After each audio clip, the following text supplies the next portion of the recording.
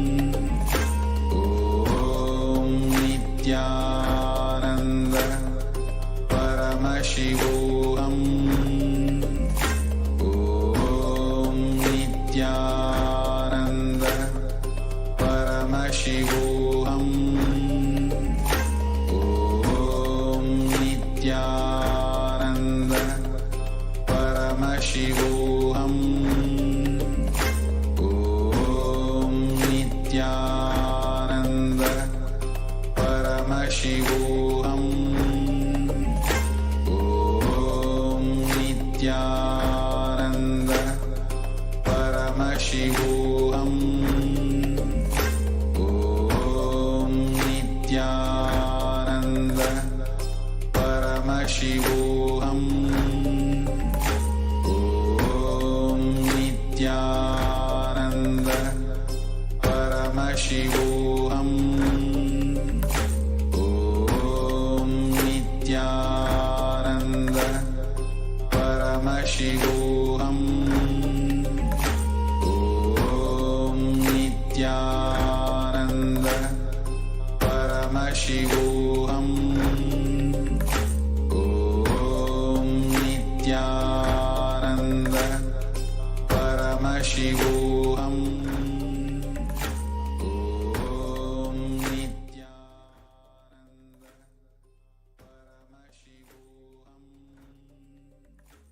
Om Nithyananda Paramashivoham Om Nithyananda Paramashivoham Om Nithyananda Paramashivoham Om Nithyananda Paramashivoham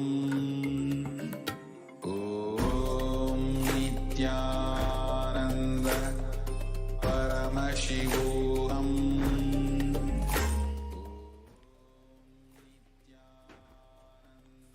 Nithyanam everybody, welcome back. So now it's time that we enter into the next session, which is going to be the power manifestation.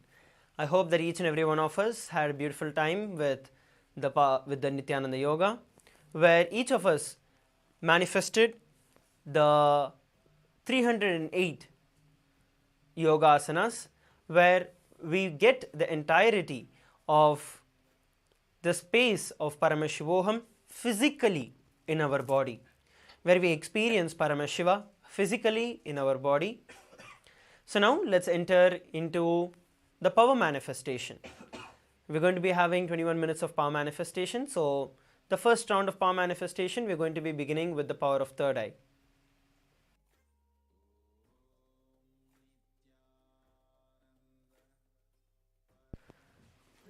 So now let's enter into the power manifestation. Please sit straight, please come and settle down. Some of you are missing from the camera. Please come and be seated.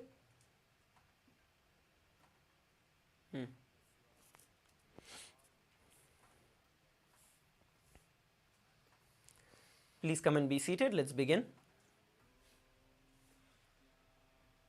So the first round of power manifestation is going to be the power of third eye, where we are able to identify the various different colors with our eyes blindfolded. So let's begin.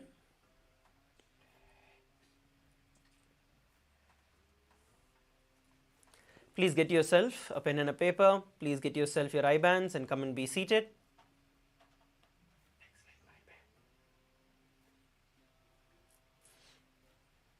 Get yourself your pen and paper. Get yourself a blindfold. If you do not have a blindfold, get yourself an opaque cloth. Please get it and come and be seated.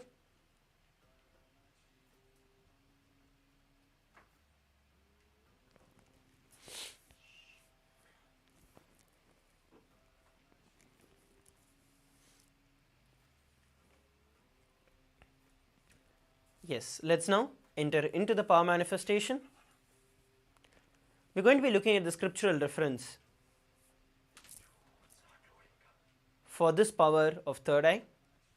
Paramashiva reveals about this power in the Vijnana Bhairava Tantra, Sutra 34, Dharana 11. Kapalantarmano nisya tishtanmilita lochanaha kramena manasodadhyat lakshaye lakshya uttamam. So this is the Shastra Pramana, the scriptural reference for this power of third eye, where Paramashiva himself reveals how this science of third eye reading can be manifested. So now let's enter into the power manifestation. Please get ready. We're going to be identifying the colors. I request every one of you to please put on your blindfolds. Please put on your blindfolds and be seated.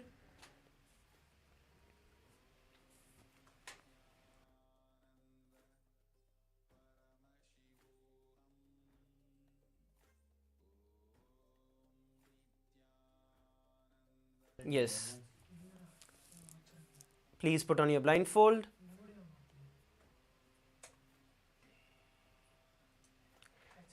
So what we are going to be doing is chanting the Mahavakya, Om Nithyananda Paramashivoham. By chanting the Mahavakya, we are going to be establishing ourselves in the space of oneness with Swamiji. And from that space, we are going to ask Swamiji to show us whatever is being revealed in the third eye. And you're going to pen down whatever Swamiji revealed in just a few moments. So please sit straight, close your eyes, let's begin. Please start chanting the Mahavakya, Om Nithyananda Paramashivoham. And let's start. Please start verbalizing whatever Swamiji is showing you. Please begin.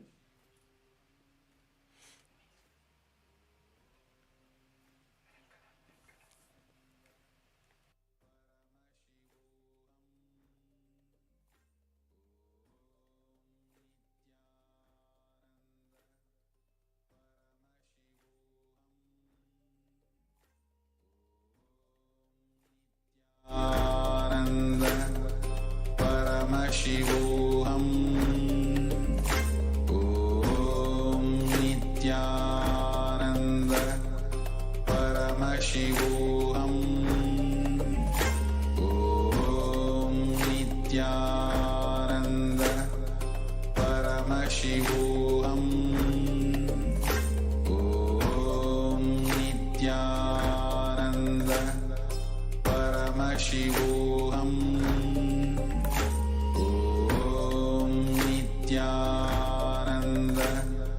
Paramashivoham Om Nithyananda Paramashivoham Om Nithyananda Paramashivoham Om Nithyananda Paramashivoham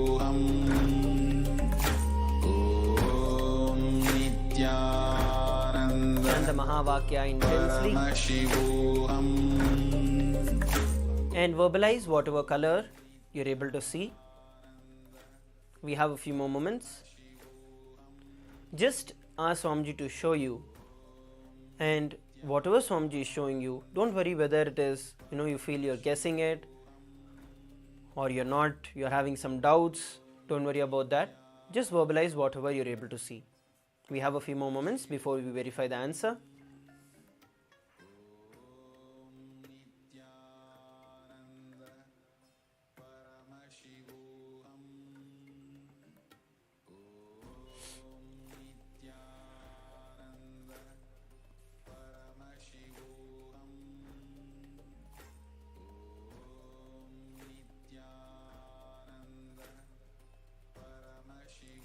Now, all of you can relax.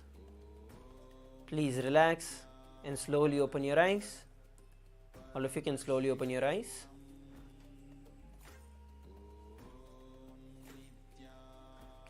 So now what you're going to be doing is you're going to be putting in the chat the answers that were revealed to you by Swamiji. So please start posting in the chat.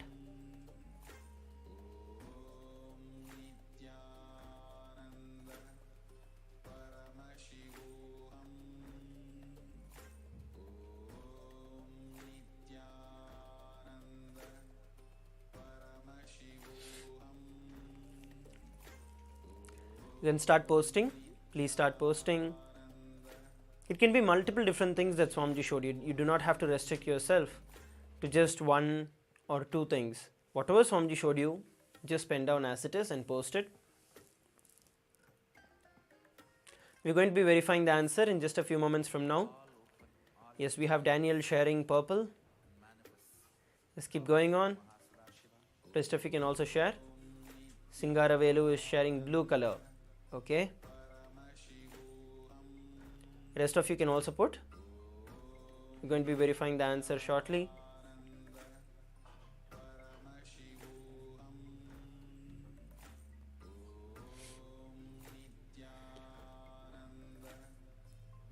So now let's look at the answer. So the color that was projected for all of us was the color red. So this is the color that was projected for all of us with the widget. So this is the color red. So if you got the answers right, great. If you did not get it right, even then do not worry about it. The more we manifest the power, the more we are able to play with it, the more we start manifesting it the right way. It's more like identifying that sweet spot where we are able to click and identify, okay, this is where this power manifestation happening, and this is like the doubts that I have, this is the mind.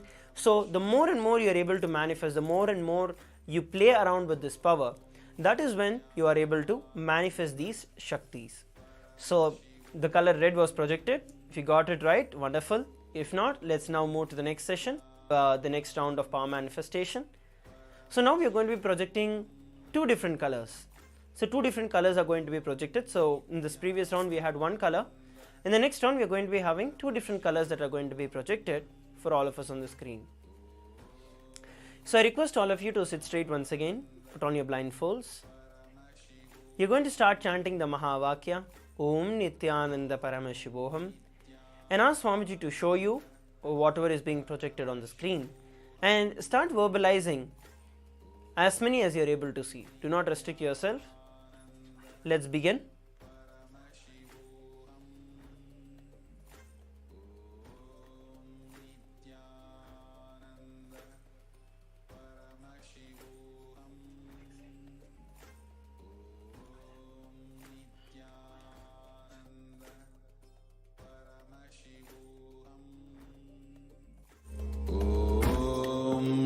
Nithyananda Paramashivoham. Om Nithyananda Paramashivoham. Om Nithyananda Paramashivoham. Om Nithyananda Paramashivoham. Om Nithyananda Paramashivoham. Om Nithyananda Paramashivoham. Om Nithyananda Paramashivoham. Nithyananda Paramashivoham. Om Nithyananda Paramashivoham. Om Nithyananda Paramashivoham. Om Nithyananda Paramashivoham. Om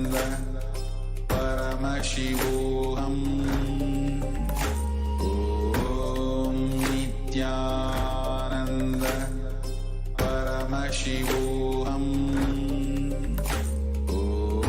Om Nithyananda Paramashivoham. Om Nithyananda Paramashivoham. Om Nithyananda Paramashivoham. Om Nithyananda Paramashivoham. Om Nithyananda Paramashivoham. slowly. Every one of you can open your eyes and start posting in the Zoom chat. Whatever were the colors that Swamiji showed you, please start posting it in the Zoom chat. Please take a few moments to do it.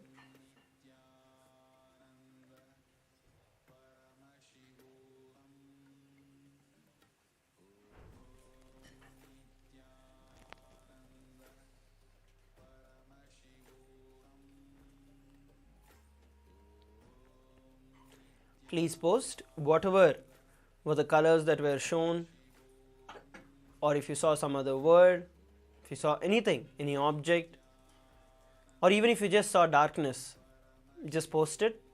Whatever Swamiji showed you, post it as it is in the chat.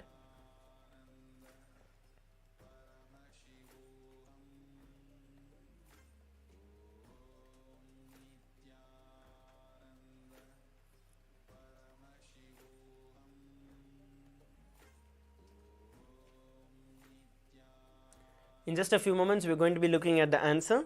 So please take a few moments to post it. Daniel is sharing that he saw the word blue. Okay. Yes, how about others? Singaruvelu is sharing white. Okay. Anyone else? Please go ahead, you can post it.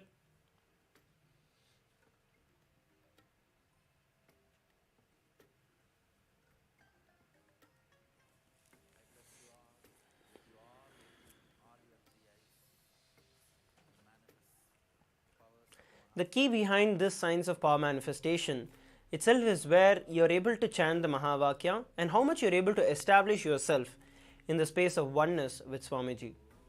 The joy that flowers in you, the oneness experience that you have when you remember Swamiji in your inner space, that is what is the key to this power manifestation. So the more and more you're able to establish yourself in that space, the more and more the power manifestation happens. So now let's look at the answer.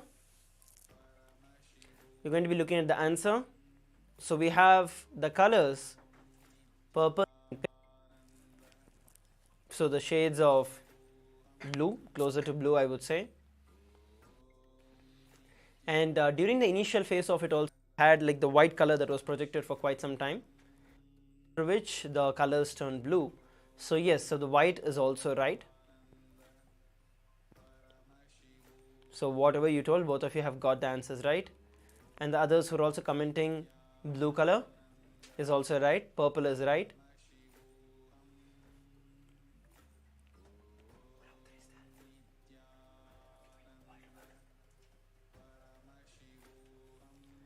Yes. So now please take a few moments, go ahead, share your experience of this power manifestation on the Facebook, on other social media platforms. We are going to be having multiple rounds of power manifestation.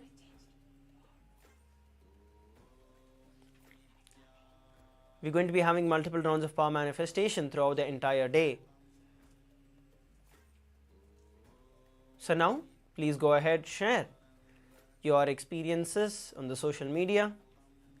And shortly, in just a few moments from now, we are going to be entering into the next session for today.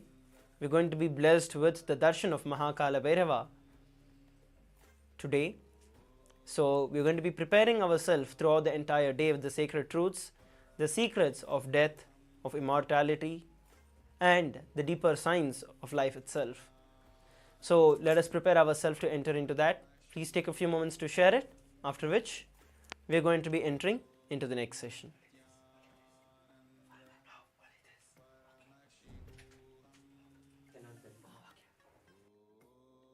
Nithyananda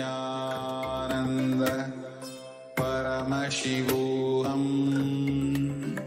Om Nithyananda Paramashivoham Om Nithyananda Paramashivoham Om Nithyananda Paramashivoham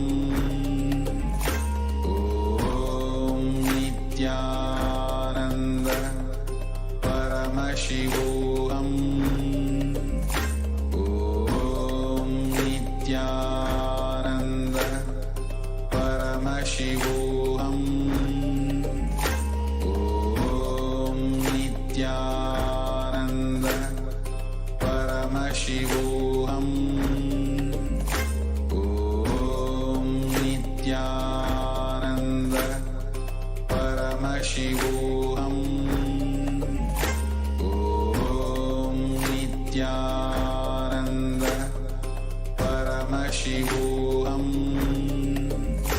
Om Nithyananda Paramashivoham Om Nithyananda Paramashivoham Om Nithyananda Paramashivoham Om Nithyananda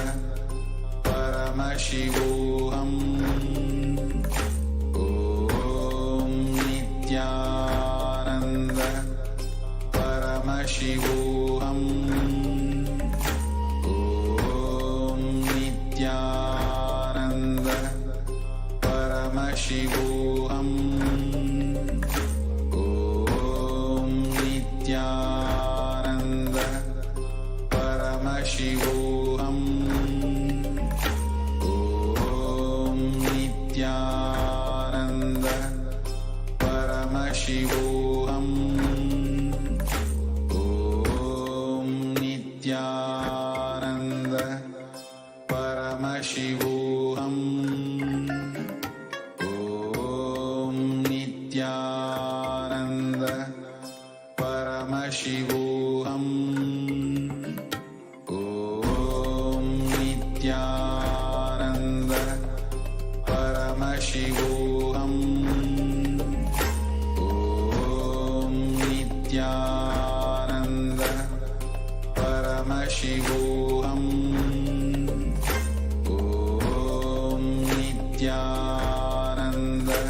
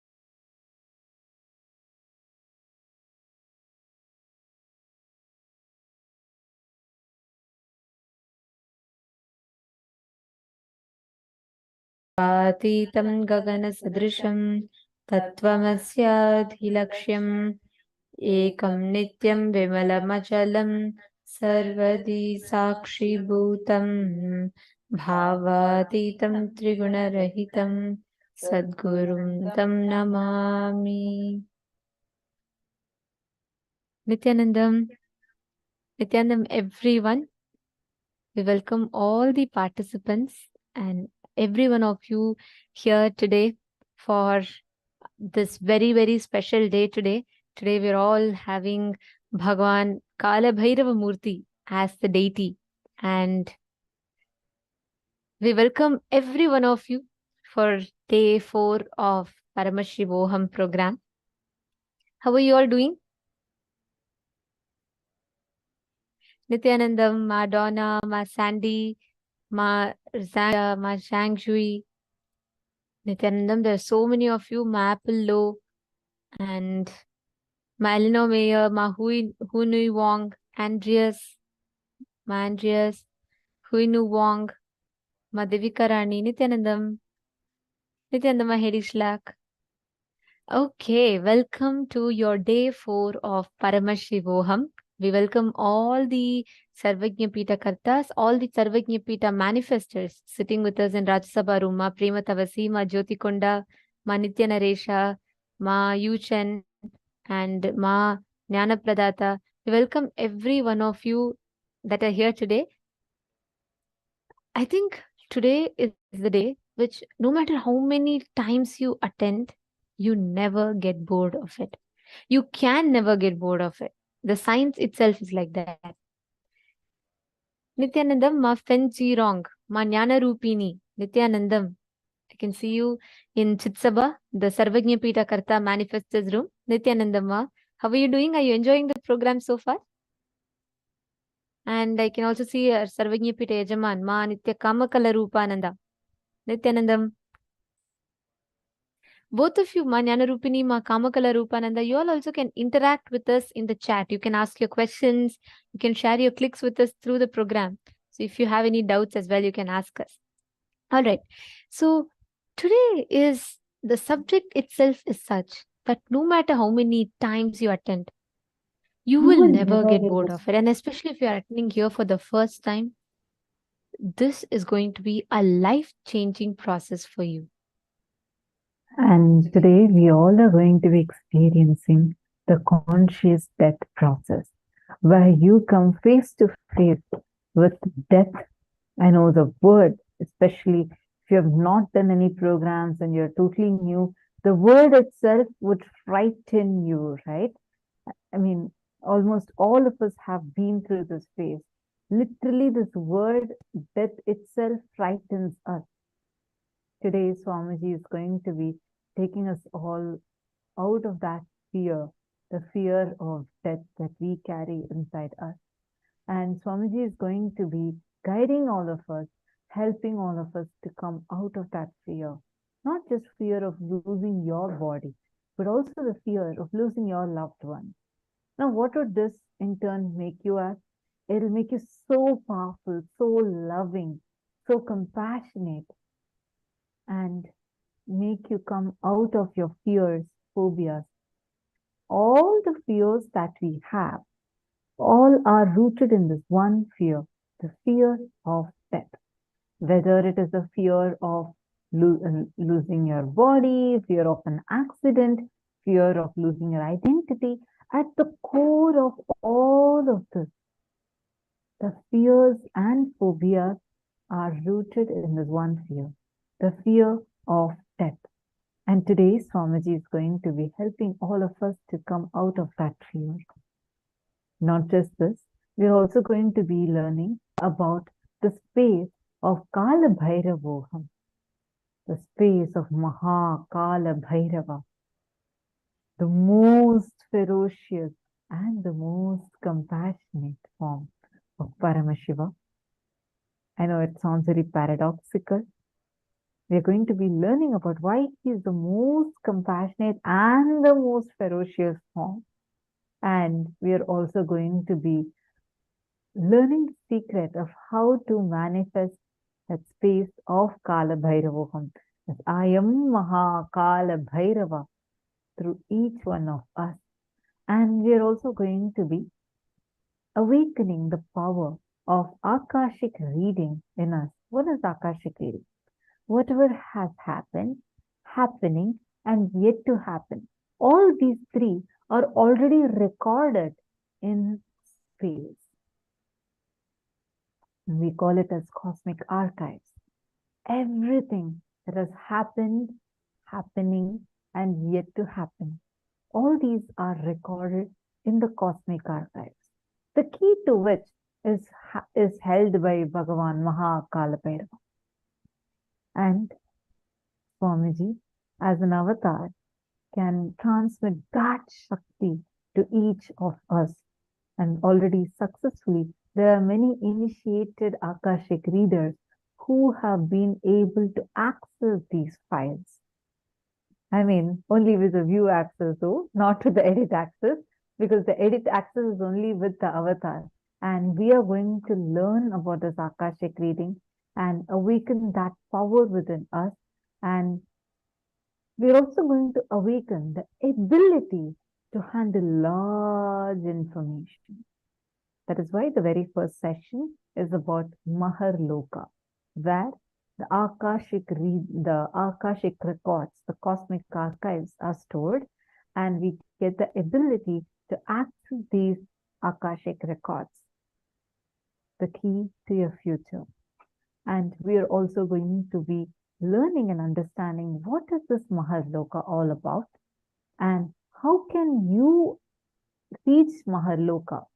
What does it mean to handle large information? Ready? Shall we all delve into this subject now? And today's subject is going to be one of the most mystical, mysterious aspects. So it's very important that we all understood, and it's very important that we all understand and we all prepare ourselves for it. So get ready. Today is going to be an amazing day for all of you. So I'd like to just tell that just get ready to have a blast. Yes, and all the participants that are here, see, especially if you have your parents and your older relatives, please bring them, because this is the most important way or the best way anyone can prepare themselves for living their life. So I request every one of you, all the participants, to please reach out and make sure you're inviting all your friends and family members as well. Ankul Kumar Singh, Ben Saunders. Can I request everyone to come on camera, please? Vimal Raj, Piotr Vajda, Amritapananda, Nithyanandam. Where's Ma Alexia? I don't see Ma Alexia. Nithyanandam, Sandeepaya, very nice to see you here. And you have a very beautiful setup. And I think, Sandeepaya, you have got your parents or you have got your relatives as well here. Actually, this is the best decision that you have made for your day today. Because Ma and Aya, for both of your relatives as well, today's day, if you understand that, there's a very, very beautiful verse Swamiji tells, and I love this a lot. Swamiji tells, if you don't know about death, every moment of your life, you are dying. If you know death, even through death, you are living. Hinduism has had the signs of going beyond death. Hinduism has always had the signs of how death is just like changing the body. Swamiji beautifully tells, whether Krishna declares, Nainam Chindanti Shastrani, Nainam Dahati Pavakaha, or whether Swamiji is saying that you changing your bodies is just like change of clothes. It is exactly the same. And Hindus, we have had the signs. And the one thing that is so sure for all the beings is death. But everyone gets surprised when the death actually happens. That's why in Bhagavad Gita, Bhagavan says, Ascharyavat pashyati kaschidenam, Ascharyavat vadati tataiva chanyaha, Ascharyavat chainam anya shrunoti, Shrutva penam vedana chaiva kaschit. Meaning, some people share about it in great wonder. Some people hear about it with great wonder. Some people get shocked about it. And there's a lot of concepts we go on hearing about it. How much ever you try grasping, it is this one thing logically you can never grasp. Because you need to go through it consciously. And for that very purpose, today we all are learning about this conscious death process. Ready? Shall we enter into the first session of our day? I have one request to all of you. I request every one of you to please interact with us. Ask your questions. Feel free to post your doubts, because this subject needs to be understood thoroughly. All right? If you want to invite anyone to be here with you today, because this is the best gift you can give to them, understand anyone that goes through the conscious death process, when they leave their body, they will not have any pain. Their body will not even smell. Normally, when any human leaves their body, when they die, the body starts smelling, right? But when you are initiated by Swamiji and you have gone through the conscious death process, your body will not smell after the death, and you will have the most painless death. It's a very powerful process. If you want to invite your friends, family members, you can immediately invite them.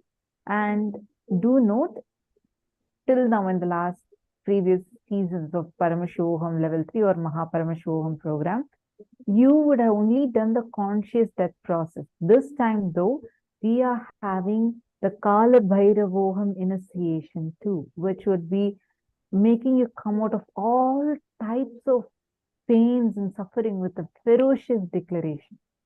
So make sure you invite all your friends and get them here as soon as possible. All right. So now let's enter into the very first session of our day, where we are going to be learning about Maharloka, the largest loka of the universe with access to all the knowledge of cosmos.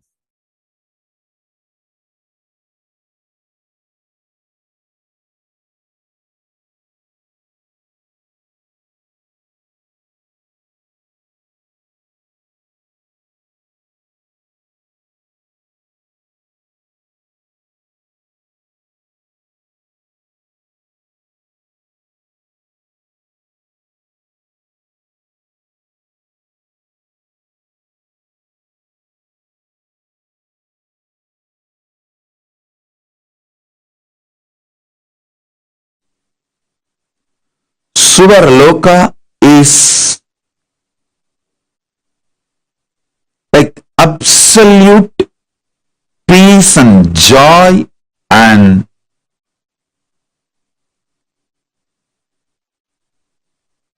all upgraded life than planet Earth.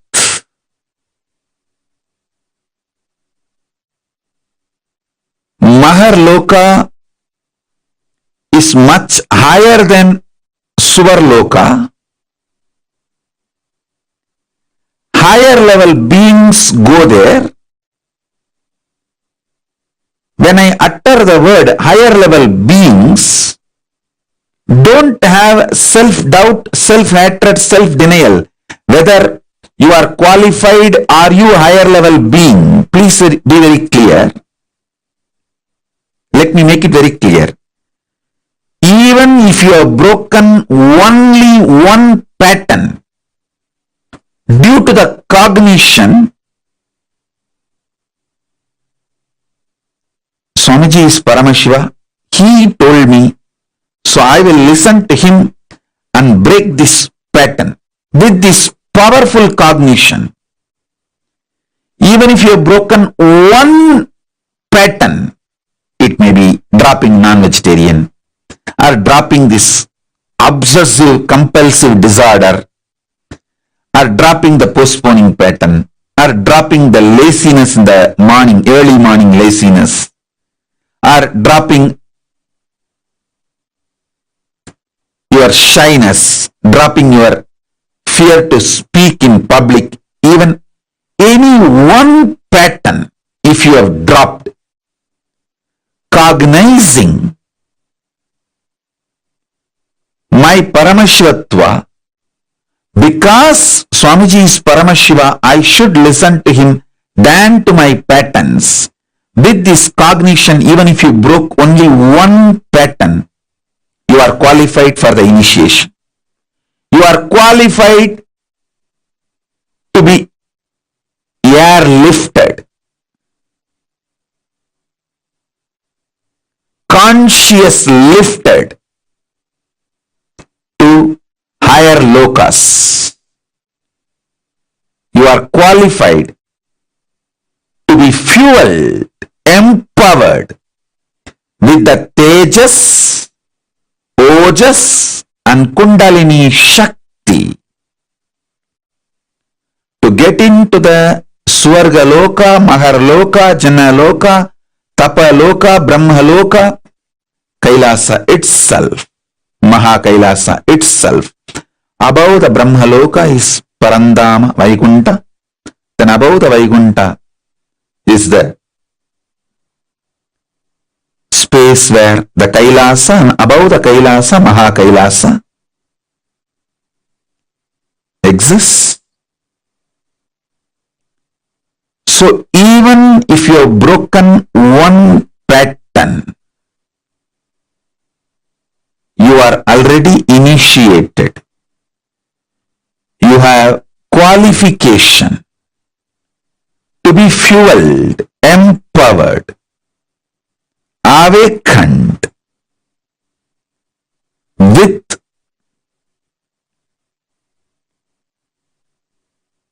Tejas, Ojas, Kundalini, Shakti, entanglement, Shaktipada, Shaktinipada, initiation, and consciously lifted. Don't worry. Drop the self-doubt, self-hatred, self-denial.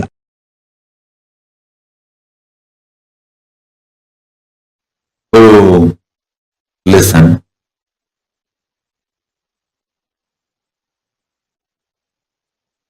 I'll tell you one small incident happened. Once in the energy session, one person came to me and said, Swamiji, give me my past life memory. He wanted to know what he was in the past life and the past life memory.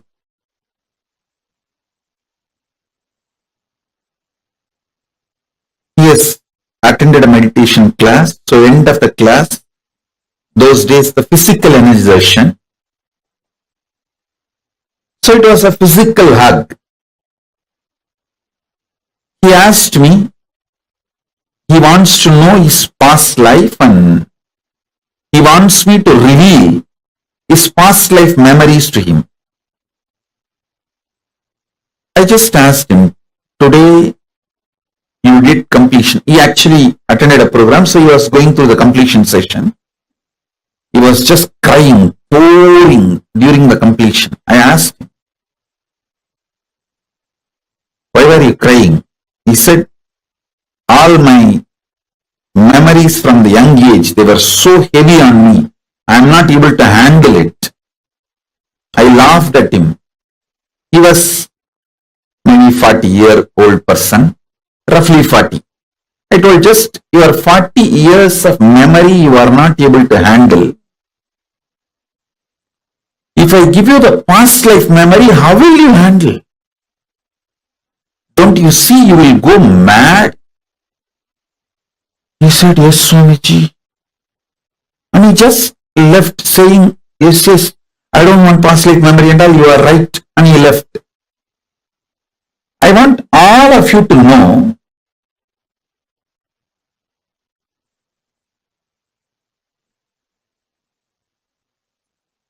what he did is wrong.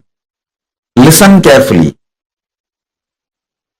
When he asked me, he wants to know about his past life, he was not wrong. But when I told him, will you be able to handle that memory? And he gave up, is wrong. He should have asked me, Swamiji, tell me how I can handle the large memory. Listen. Ability to handle large information without getting personally attached to it is Chitta Shuddhi. Means purity of mind, memory. Purity of the mind takes you to Maharloka and opens up the Akashic records immediately. Listen. Listen carefully.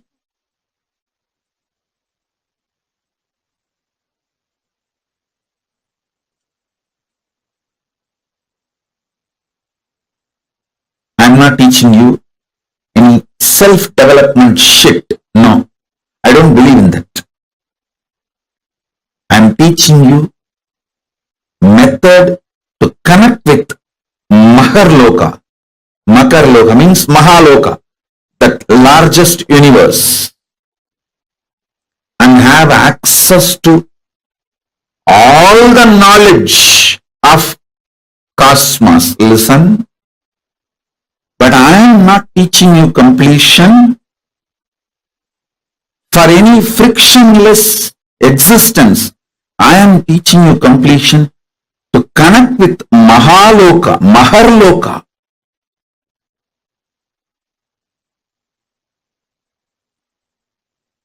to have access to Akashic records. Listen carefully.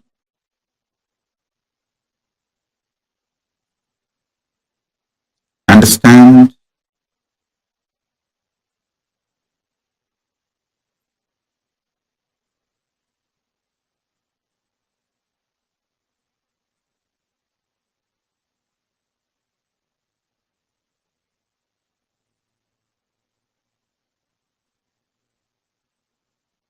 Listen carefully.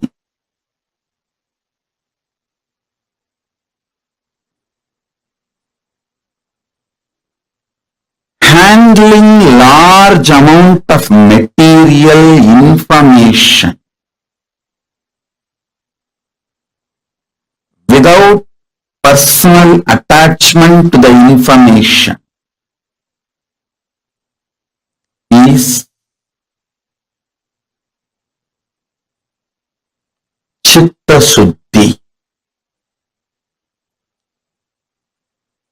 So much of abuse and attack goes on me, but I never get hurt by any of those words uttered.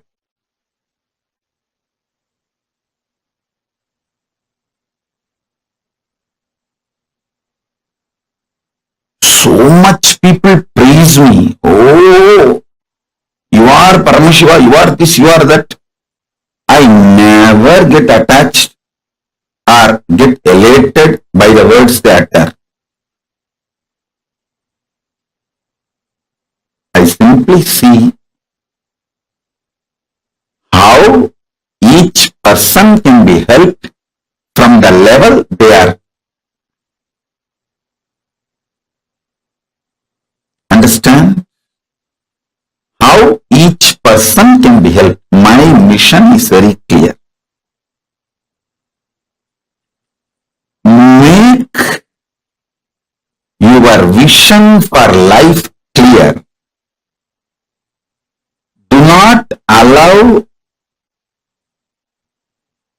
cheap people's strong words, good or bad. Listen carefully. Cheap people's strong words, whether good words towards you or bad words towards you,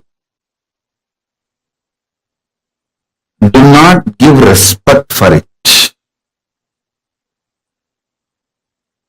From right person, even if it's a good word or bad word, give complete attention to it.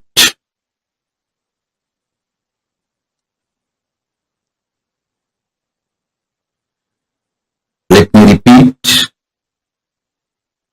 Ability to handle large memory. This comes by non-agitated, non-violent, non-reactionary, Paramashanta inner space. Listen carefully. Who wants you to expand and grow is a good person. Who wants you to fail is a cheap person. Anyone who has become successful will only want you also to be successful. Anyone who has wasted their life will not know how to become successful, and they will not expect you to be successful, and they do not know how to be successful. Listen.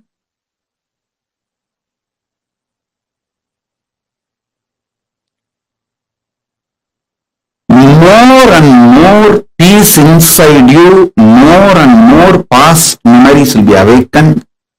More and more peace inside you, more and more Akashic records will be opened.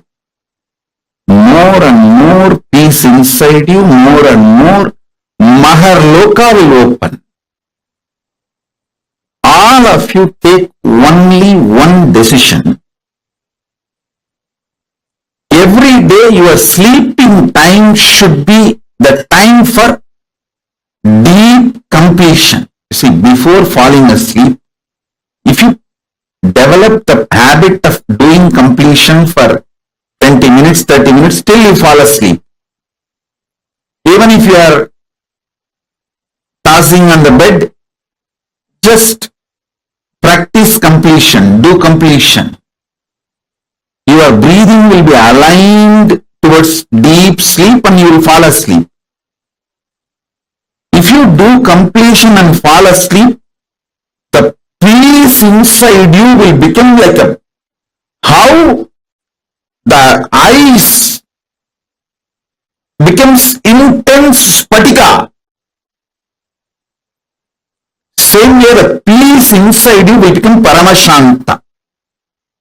Listen. Ice. For a long time, if it was not disturbed, if it did not melt down, it will get solidified and that becomes spatika. Ice added with a quality of carbon becomes spatika linga, spatika stone. If you received Atma Linga, you will know that is spatika actually. Spatika is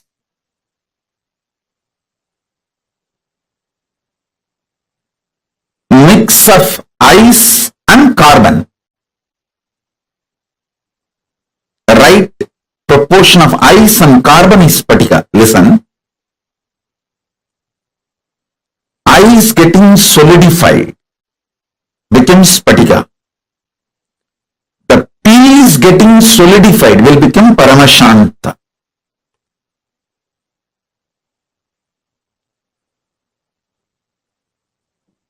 One of the greatest achievement human beings should do in their life is this paramashanta.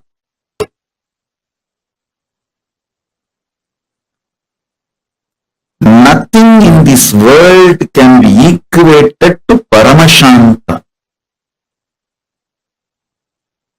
Other times you can do completion, but before going to sleep, it should be compulsory, so that the peace gets solidified inside you, like it becomes a rock of peace on which you can stand forever. Your being becomes like a spatika linga.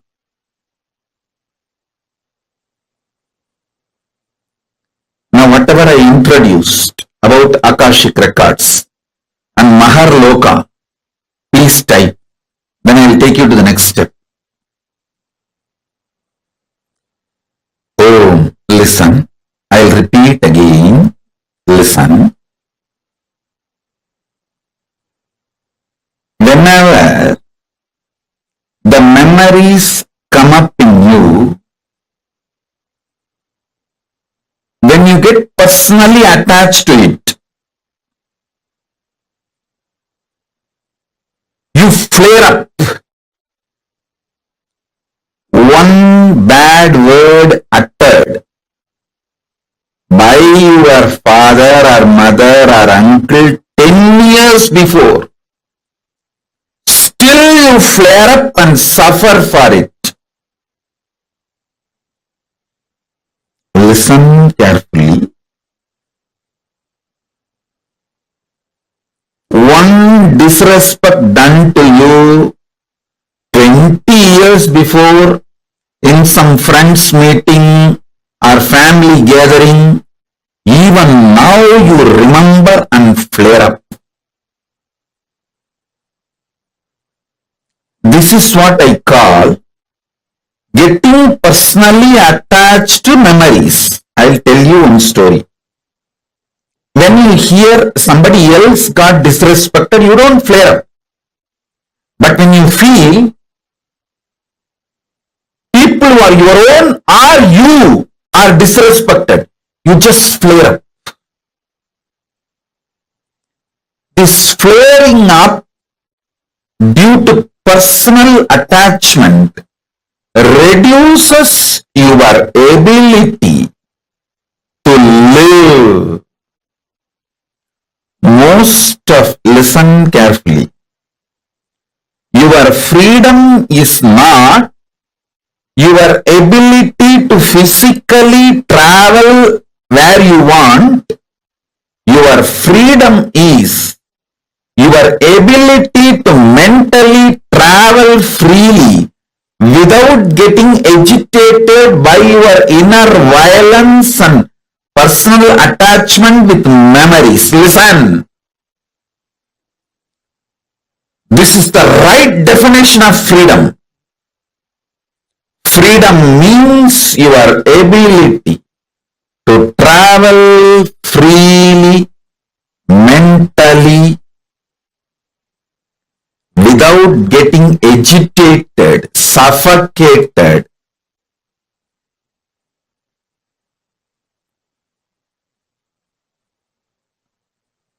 through the personal attachment with your memories. Many of you cannot travel peacefully mentally more than 60 seconds. 60 seconds only is your freedom, not more than that.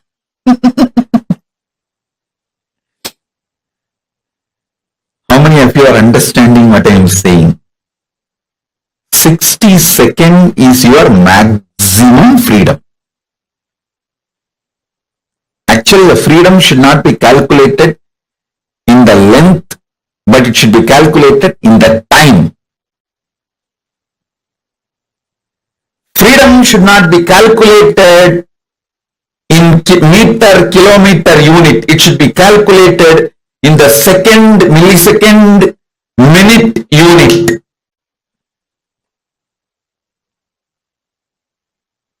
It should be calculated in time unit.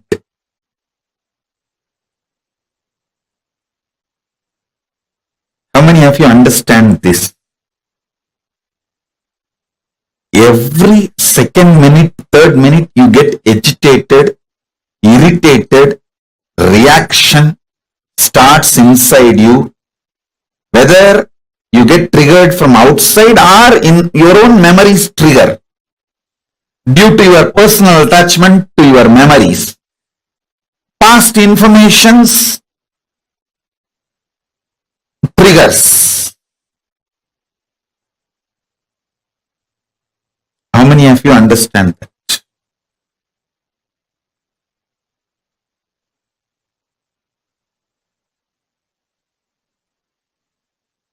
Now,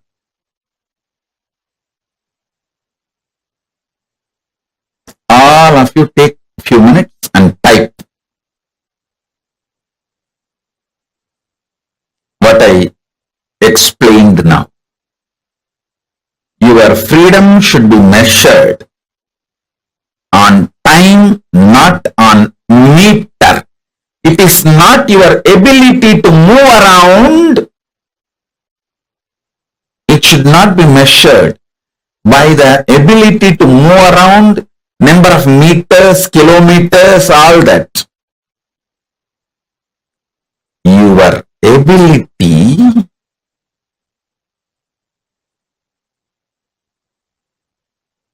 to move the world around, to move the things around you is the freedom. I don't move even out of the room I am staying, but I move the whole world.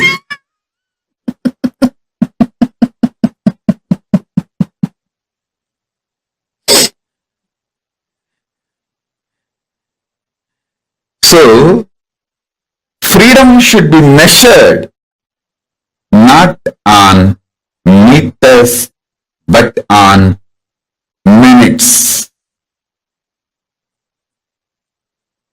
whole shift need to happen about measuring the freedom. The number of seconds you are able to freely handle your memories in the inner space without getting triggered, agitated, irritated, frustrated, suffocated, pained. That many seconds you are free. Freedom should be measured on seconds, not on meters. Not on meters, but on minutes. You are all measuring the freedom based on the meter. How many states you can travel? You are free to travel. How many countries you are free to travel? How you call that as a freedom?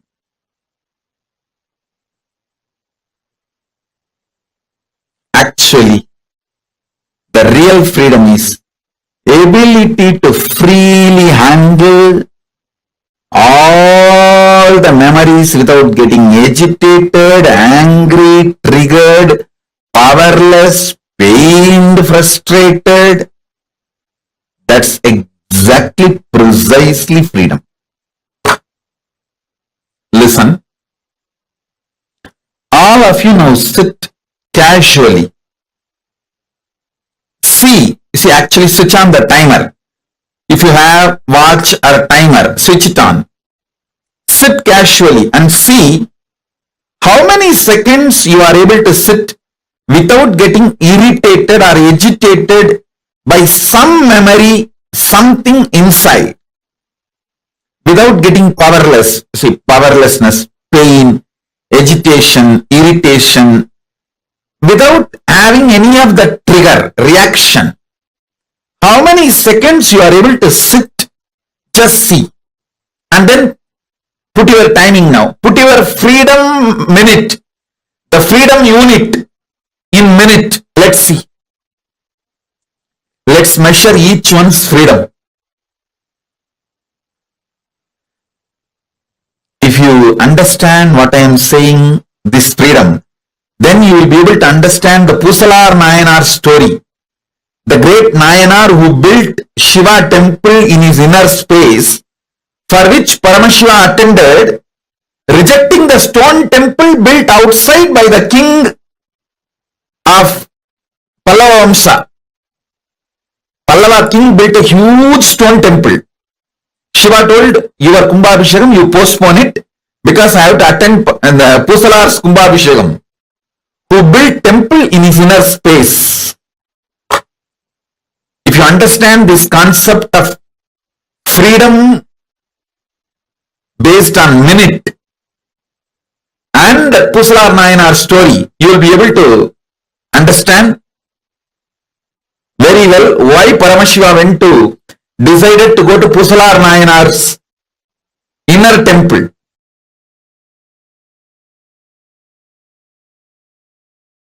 See, sometimes when you hear me talking about Arunagiri Yogeshwara, my relationship with Arunagiri Yogeshwara, how I had the initiation into Paramadvaita, even if you don't agree with all my lifestyle theories, principles, you feel, I think this is possible. This is possible. Maybe this possibility is available even for me. Not only for him, even for me it is available. It is possible. That clicks. Anything which clicks with you as possible, that is yourself in Maharloka. Listen. The part, the whole which you deny due to your self-doubt, self-hatred, self-denial, SDHD, that personality, that identity, that self is the Swargaloka self of you.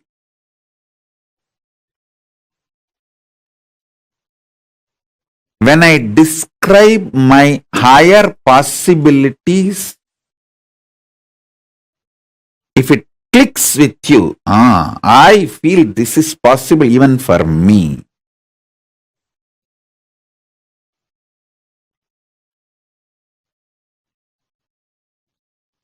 When I narrate about Arunagiri Yogeshwara or my death experience in Varanasi or my enlightenment experience in Arunachala or my experience of feeding Ganapati,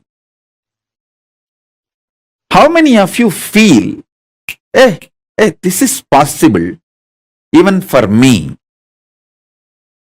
I don't think he is lying there.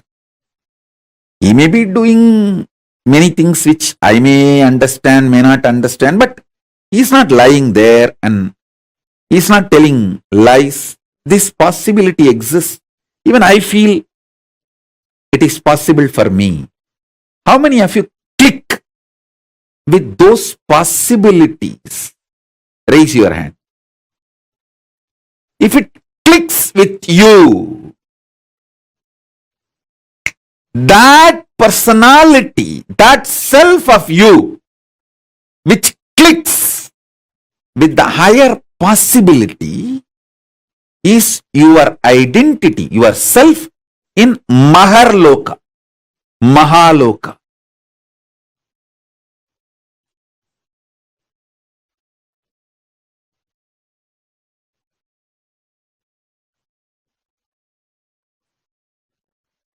When you decide ferociously with a super determinism, will persistence to face your highest possibility which is clicking with you,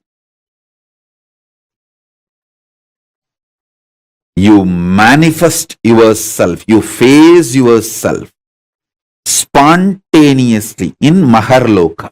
I tell you, when I heard the story of Nambiyandar Nambi feeding Ganapati, I had the glimpse of my possibility of same. And I ferociously decided to face my possibility and manifested Maharloka here by facing my identity, myself in the Maharloka, and fed Ganapati. Ganapati ate. Ganapati ate from Nithyananda of Maharloka, not from Nithyananda of Bhuloka as you think. Finally, all 14 Loka Nithyananda merged into this Nithyananda as Paramashiva. But when Ganapati was eating, he was eating from the Nithyananda of Maharloka. Nithyananda, address, Makarloka, Maharloka.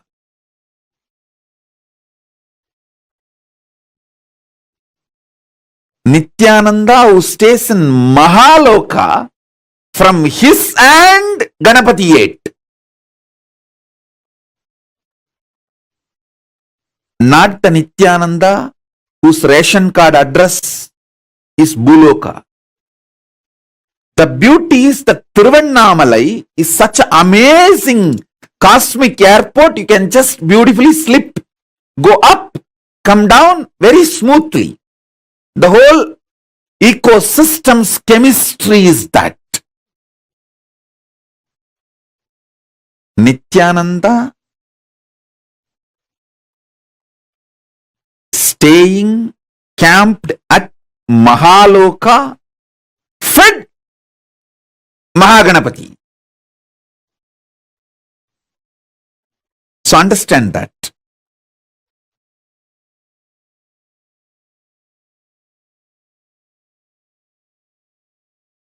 At the age of 3, when I tried to connect with him, I did not have a formal initiation. I heard the story of Ganapati eating food of Nambiyandar Nambi from one great Saiva Siddhanta preacher, Sri Selvakanapati. And one word which he uttered just got stuck in my inner space. That Nambiyandar Nambi calls Ganapati, Mahaganapati Paramburule.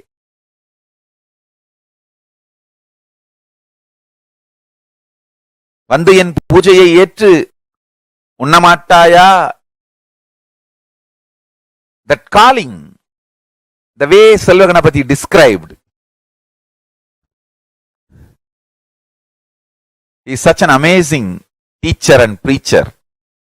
The way he described, Mahaganapati Paramburule, that word just stuck in my heart.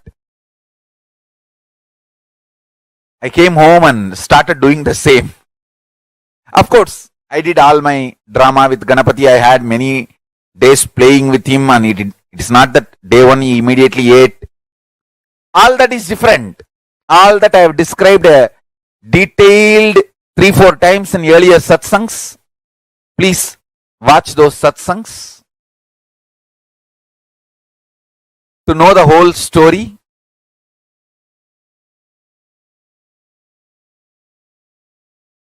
We have multiple times I have described the whole story.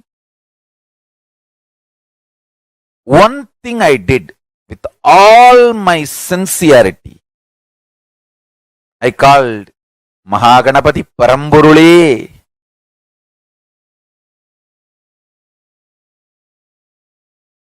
To come and have prasadam, nivedyam. Understand?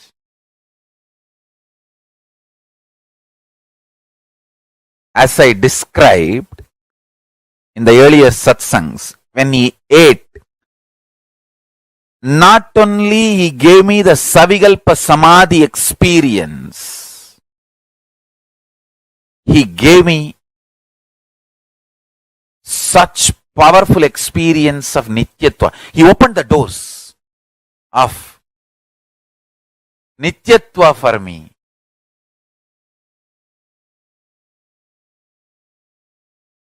It is such an extraordinary, eternal bliss.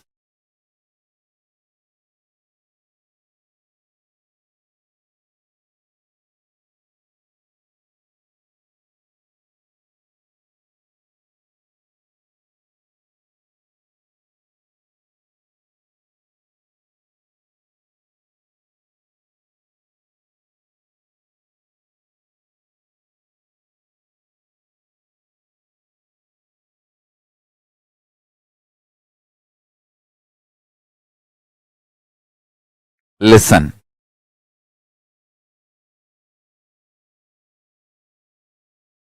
I am talking out of sheer truth, simple truth and power of truth.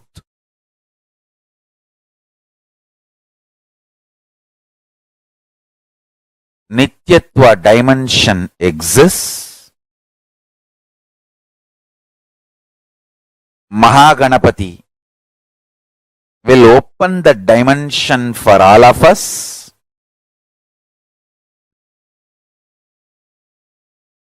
Connect with him, call him with this simple prayer, Mahaganapati Paramburule. It means that, O Ganapati, the ultimate existence, ultimate source. Parampurule means the ultimate existence.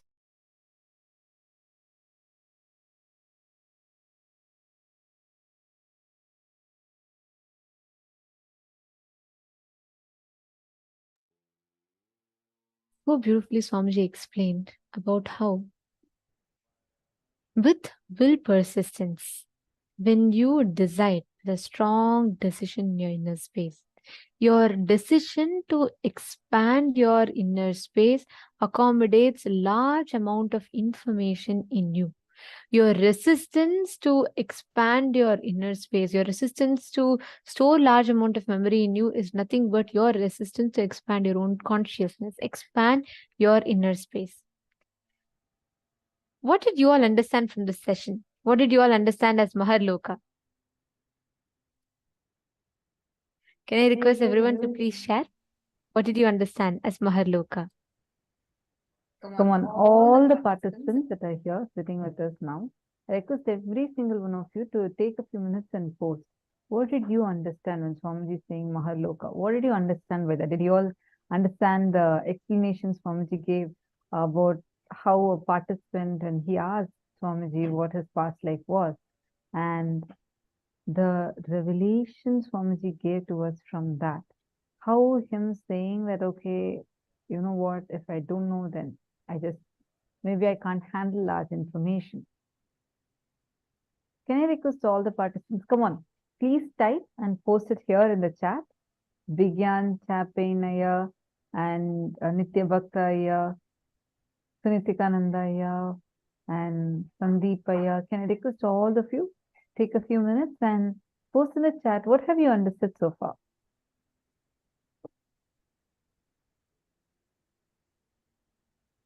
Please post it in the chat.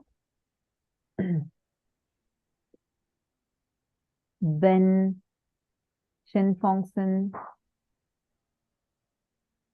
Come on, all of you post whatever you understood.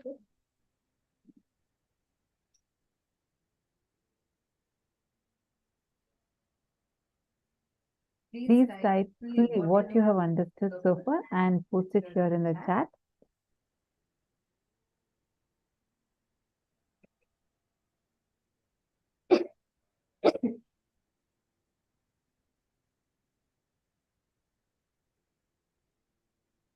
Very nice. Come on, Ma Joyce, Ma Yi Hanshen, Ma Pinzu Hua. I request all of you to share. What did you understand as Maharloka? Okay, Ma Sangeeta has posted. When you decide ferociously with will, persistence, and super determinism, you will face yourself in Maharloka. Eleanor Mayer has asked, when we face her highest possibility, we are already in Maharloka. Very nice. Maharloka is information of Akashic records and our possibilities. All the powers of us. When you manifest powers, the Maharloka dimension of you is manifesting. Ma Joyce, you have posted your experience, right? You manifesting that experience is the Maharloka dimension of you manifesting that experience. All the breakthroughs and the power manifestation, everything happens from the Maharloka dimension of us.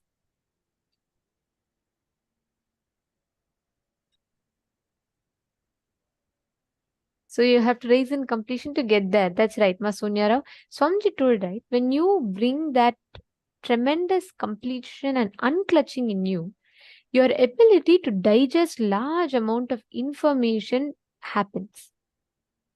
Just when you decide with will, persistence, and determinism that yes, I am not going to give up, I'm not going to struggle with handling large amount of information.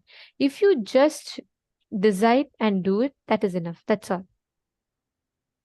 You will just see how you will start manifesting those profound experiences in your inner space.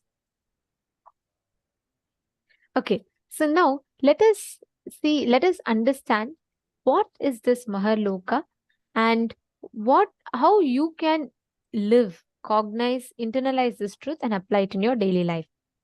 Okay, so we're going to be doing a very quick internalization exercise.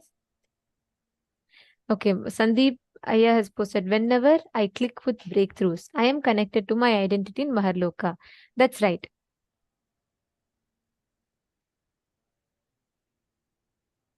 Begin Champagne has posted, in Maharloka, you are free from STHD. That's right. And also Maharloka is where the large amount of information is stored inside of you without any resistance. And I'll share one very beautiful incident.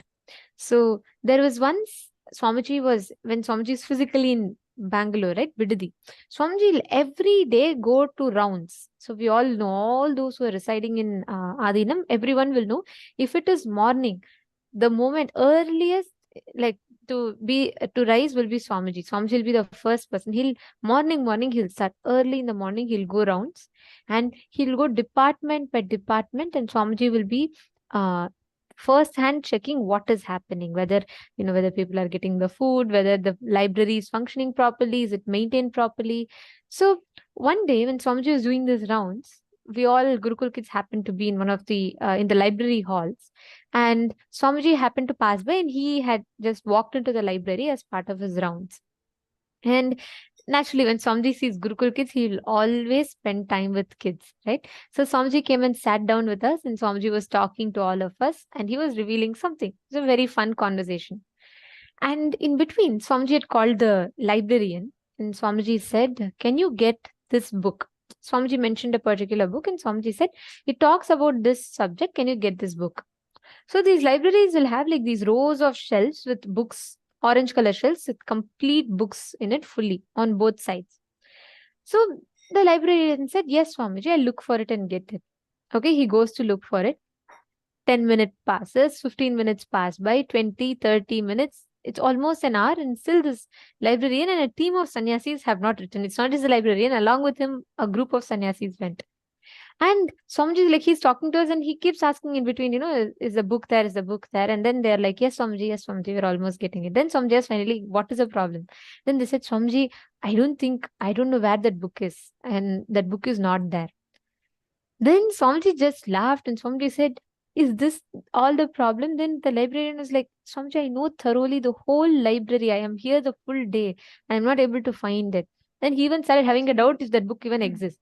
And he even started having the question. He started saying that maybe the book does not even exist here in the library at all. like, Swamiji just laughed, and Swamiji said, all right. And Swamiji said, you could have told this to me long back. And Swamiji said, go to row number this, shelf number, I forgot, shelf number something. And Swamiji said, in this shelf, in the third book, there's a brown color cover with this font. This is the title written.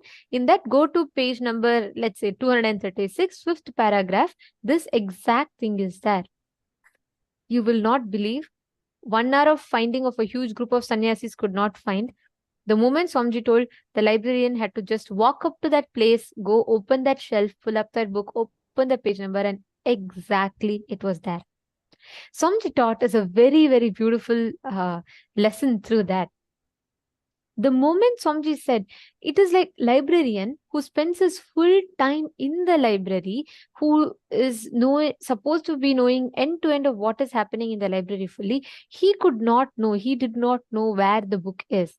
Swamiji, with all the things that Swamiji does, he was able to remember precisely what is in the book, where it is kept.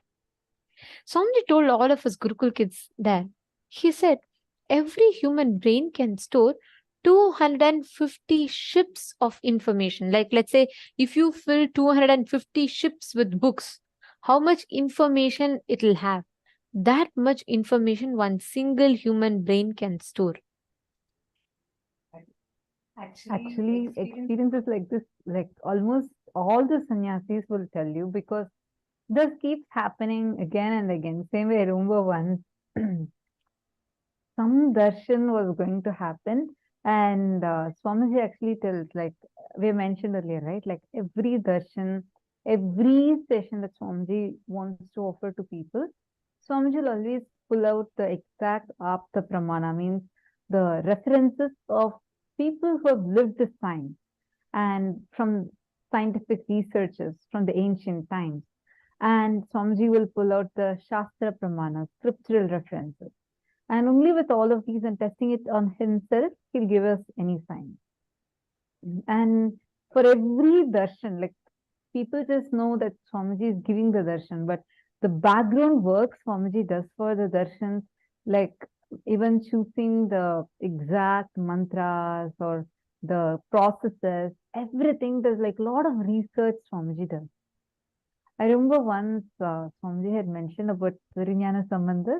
I remember this where something Swamiji had told that find this. For the darshan, actually for the darshan that we were having, Swamiji told to for the reference, like whenever we present, even all this content, everything Swamiji himself guides.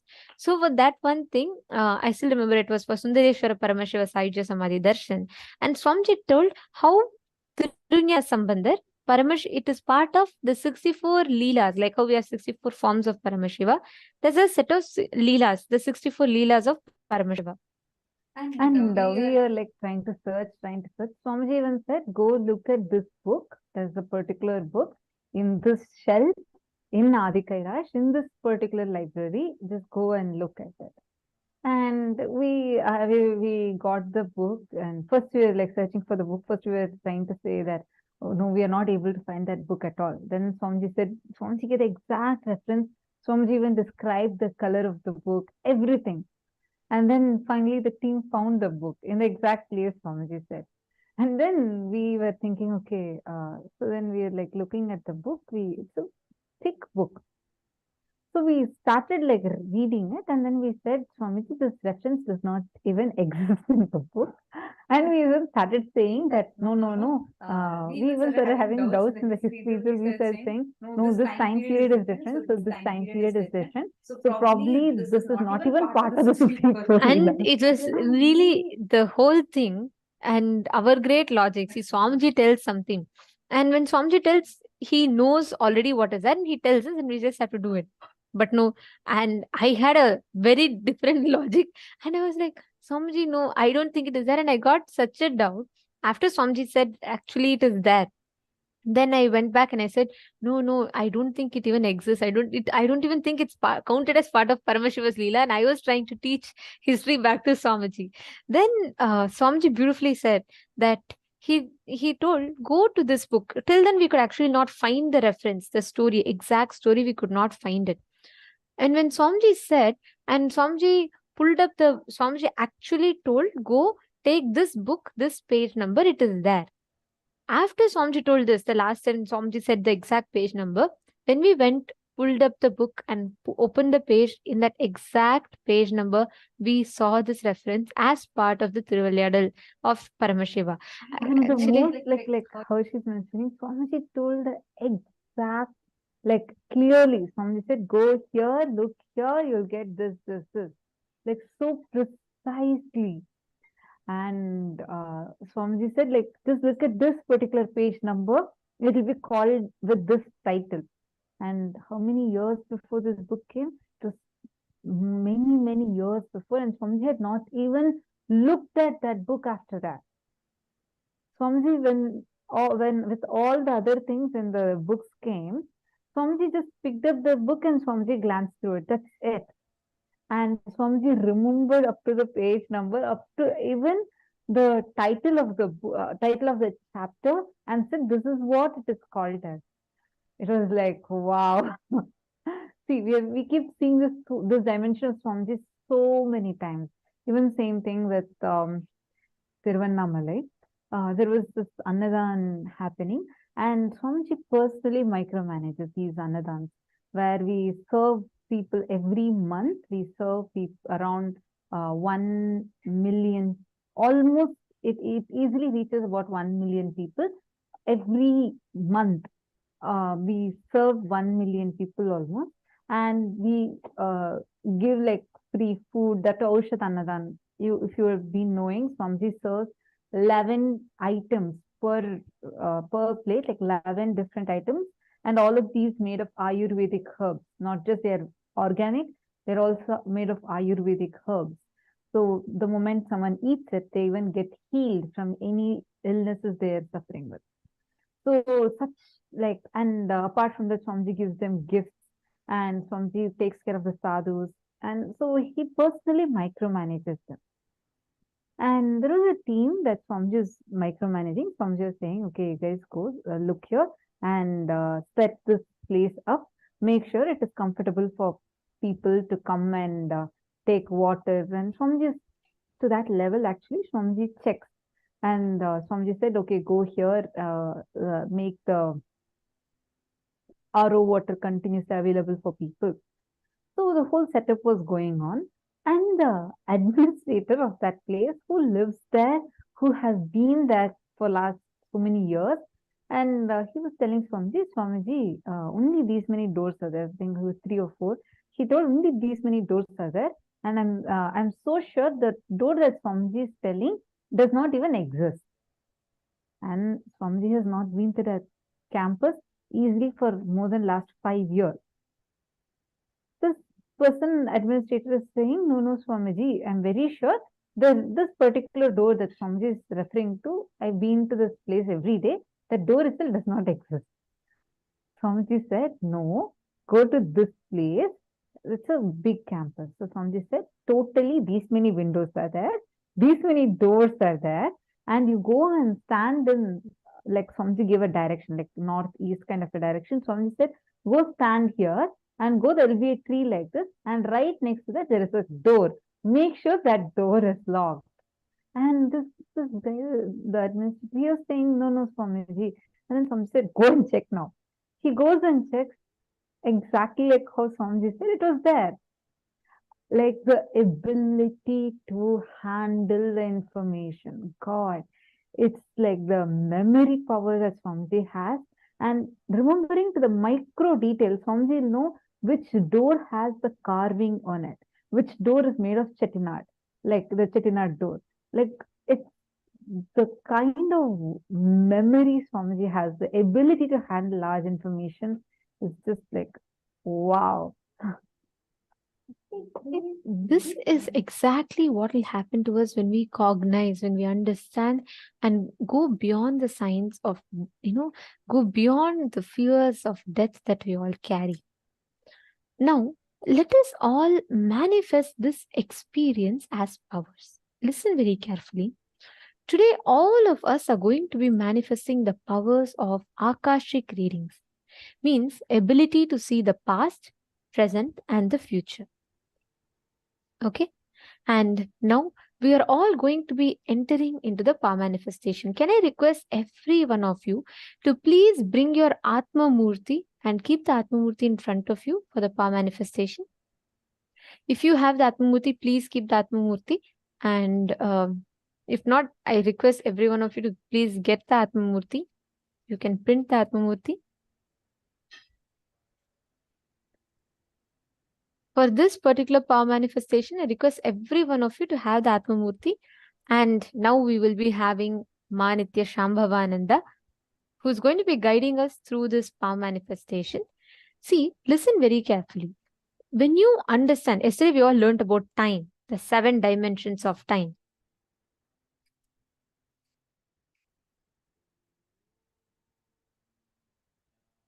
And now we are going to be manifesting, today we are going to be manifesting the Akashic readings, your ability to go beyond the time and your ability to manifest the answers, anything pertaining to the past, present, or future.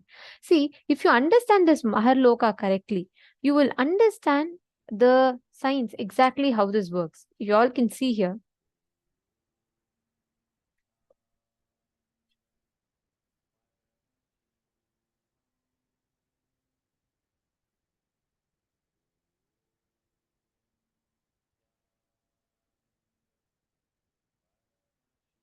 Actually, in this vertical time zones, you will see Maharloka is just above the Janaloka.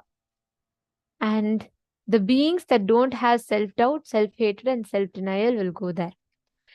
So today, for all of us to access the Akashic reading, you will be awakening, connecting to the Maharloka dimension of you. Even if you have broken only one pattern, if you just understand, Swamiji is Paramashiva, he told me, so I will listen to him and break this pattern. With this one powerful cognition, if you have broken one pattern, you are qualified to enter into Maharloka. How many of you are committing to decide from this moment onwards that with will persistence and super determinism, you are going to break free from all the agitation, boredom, and tiredness that you carry towards any particular aspect of your life? How many of you taking this as a commitment that you're going to operate with will, persistence, and super determinism, and you're not going to entertain any boredom or tiredness? Okay. Now let us all take a few minutes. Please pen down 5 major problems or issues or patterns you're facing in the life, and pen down the powerful cognitions that you're going to apply to break that particular pattern. Take a few minutes. For example, every time you get very irritated for things. So now, every time you have that irritation, you're going to drink a cup of water. That's the way you can break it. Like that, just see every area, five major problems that you have. And just write down the solutions, what you're going to apply for it. Take a few minutes, and right after this, we'll be entering the power manifestation.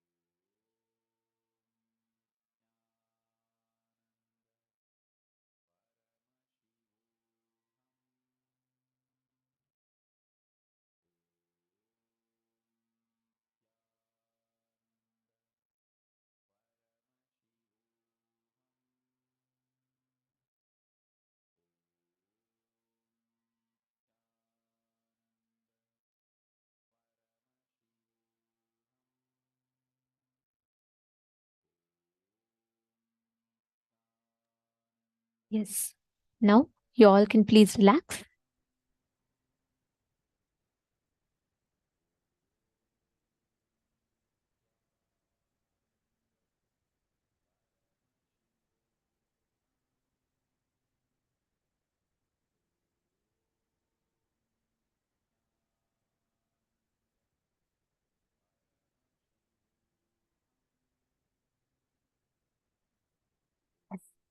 Now all of us are going to be entering into the next session. Let us enter with this decision in your inner space, applying the will persistence, super determinism to break through from any problems. We are going to be entering into the power manifestation session.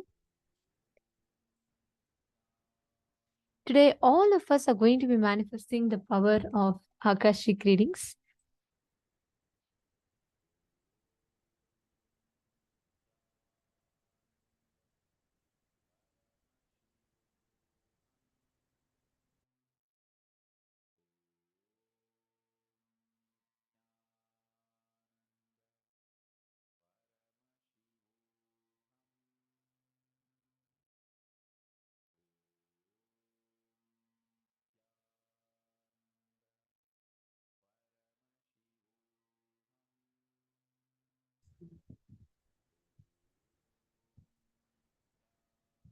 As we just learned about the Maharloka, Swamiji reveals that this Maharloka is the place where the Akashic records are stored. This Maharloka is where the whole cosmic archives is stored. Like they said, that unlimited information, where all the past, present, and future happenings are recorded in this Maharloka. Through the power of Akashic readings, we are only doing one thing, accessing that Maharloka dimension. Through the blessings of Kalabhairava, when Kalabhairava decides to open up that Maharloka dimension, that Akashic reading dimension to us, then automatically we are able to see it. And the only one who is authorized to do this is a living incarnation. Swamiji himself, as the Supreme Pontiff of Hinduism, has opened up this dimension.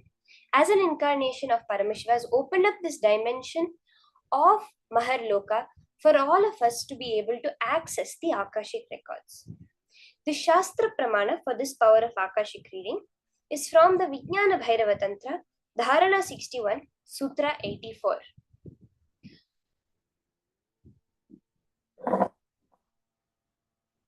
Akasham vimalam pashyan कृत्वा दृष्टिं निरन्तरां स्तब्धात्मा तत्क्षणात् देवी भैरवं वपुराप्नुयात्.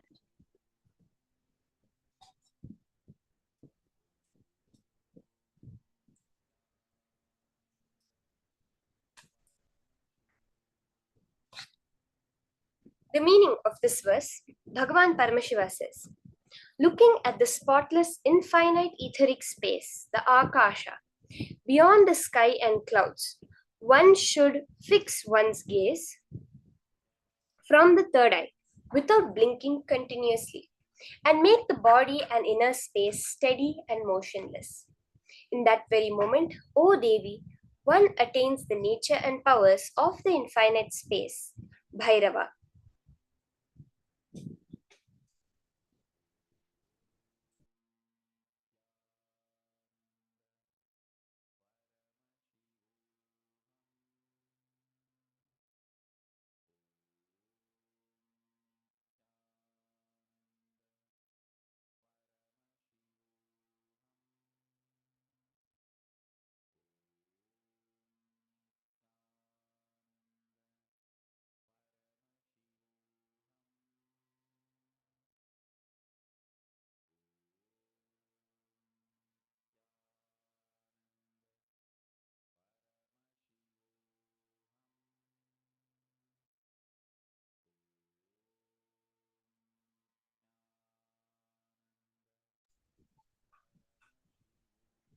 Very clearly,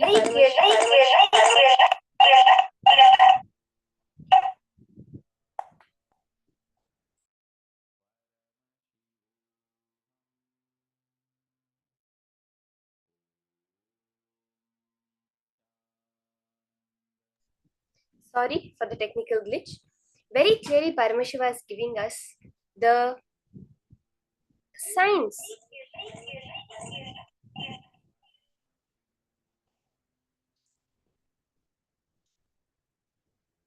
Giving us the signs of power manifestation. How does the whole Akashic readings work? Where from the third eye, when you look at that space, the Akasha dimension, and when you make your body and inner space motionless, this is very important, where your inner space has no thoughts, nothing which is creating motion even within, then we manifest the powers of Paramashiva, of Bhairava. The Apta Pramana for this power is where? In the Srimad Bhagavatam, Canto 1, Chapter 13, Text 15. It reveals how the great Rishi Maitreya reveals the secret of his birth in human form and the reason of all his suffering to Vidura. Say, Rishi Maitreya accessed the Akashic records and told Vidura that he was not an ordinary man, but was in fact of Yamaraja, the lord of death, and was to play the part of a so-called Shudra for 100 years, being cursed by Manduka Muni.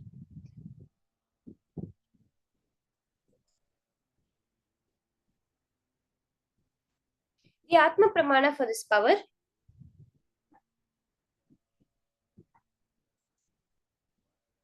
we see how this devotee, Ma Abhirami Paramanathan, has from Toronto, Canada, shares that I won the lotto just as Kalabhairava predicted. At a time when I did not know what to do with my life, Swamiji took the time to help me in many ways. Swamiji looked at my horoscope and told me I will always have lots of money. I wondered how this would be since I wasn't working and did not have much money. In 2013, when my mother and I did the 10-day inner awakening program, I asked Swamiji if I can ask Kalabhairava about the Kotishwara Yogam, a millionaire possibility in my horoscope. Swamiji told me to ask Kalabhairava. With so much compassion, Swamiji brought Kalabhairava to us. And I asked Kalabhairava the question, and Kalabhairava told, within 2 years money will happen, and blessed that he would protect me, not to worry. As predicted by Kalabhairava, within 2 years, my family won the lottery, where the chances of winning are 1 in 14 million. So beautifully, the devotees sharing of how when Swamiji manifested this power of Akashic readings as Kalabhairava, the exact happening just like that manifested.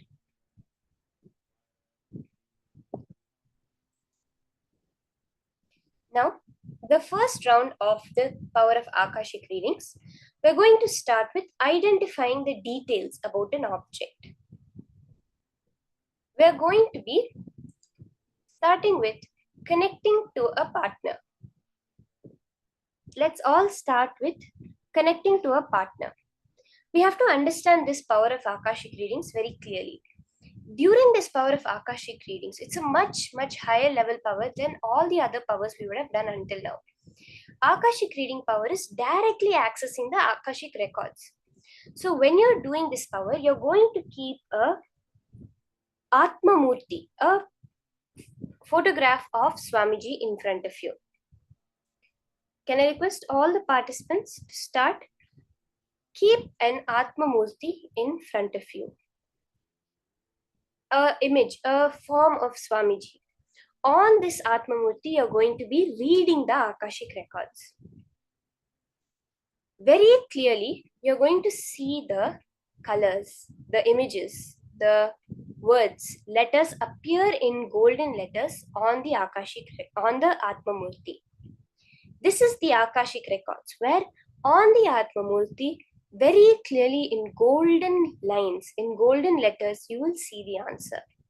This will not be the same as all other power manifestation where you see it in just your inner space. This will be very clearly seen on the Atma Murti, and that is what you're going to share with your partner.